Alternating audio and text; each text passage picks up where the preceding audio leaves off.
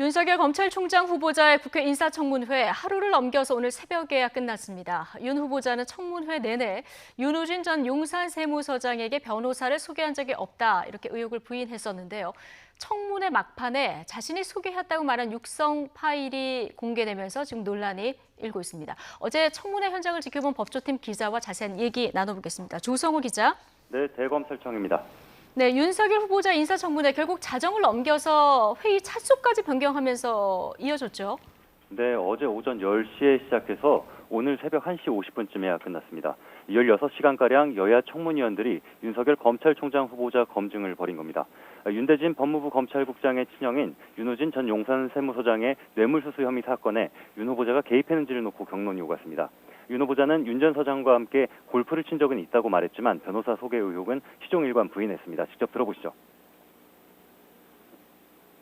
대검 중수부 후배인 우리 이남석 변호사에게 윤우진 용산 전 세무서장에게 연락을 하라고 그렇게 전한 적이 있지요. 그런 사실 없습니다. 네, 그런데 이 청문회 막바지의 분위기가 좀 바뀐 거죠? 네, 지난 2012년 당시 서울중앙지검 특수 1부장이던 윤 후보자의 언론 인터뷰 육성 파일이 공개되면서부터입니다.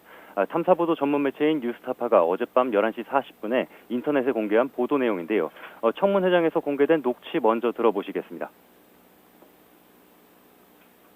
내가 우리 중수부 연구하다 막 나간 이남석이 보고 일단 네가 지금 배진이한테는 얘기하지 말고 배진이 한참 일하니까 이게 또 형 문제 가지고 괜히 머리 쓰면 안 되니까 네가 그러면은 윤우진 서장 한번 만나봐라. 윤 후보자가 윤우진 전 서장에게 검찰 후배 출신 이남석 변호사를 소개했다고 언급한 내용입니다. 윤 전 세무서장에게 자신과 얘기가 됐다는 내용의 문자 메시지를 보내라고 했다는 녹취까지 공개됩니다. 그러니까 내가 이남석한테 문자를 넣어주라 그랬다고. 윤석열 부장이 얘기한 이남석입니다. 이렇게 문자를 넣어서 하면 너한테 전화가 올 거다. 그러면 만나서 한번 얘기를 들어봐라. 예. 자, 청문회 소개한 적이 없다. 청문회에서 이렇게 답변을 했었는데 과거 소개해줬다 이런 녹취가 공개가 된 상황인데 윤 후보자 해명은 어떻게 나왔습니까?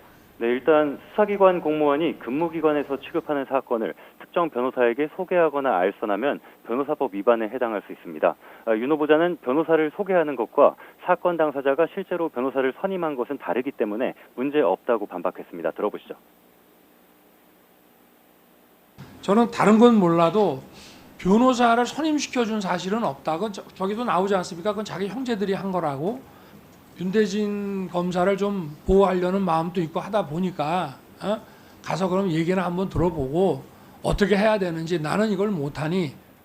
하지만 윤 후보자가 진실하지 않은 답변을 했다는 질타가 야당은 물론 여당 의원으로부터도 나왔습니다. 의원들 지적을 연달아 들어보시겠습니다.